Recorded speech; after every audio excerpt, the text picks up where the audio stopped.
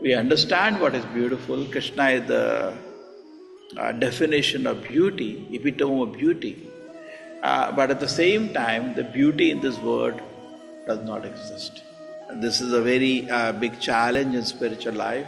So the Prabhupada always said we should always see the deities very beautifully decorated, and more you are enchanted by the beauty of Krishna, or enchantment of the metal world will go away.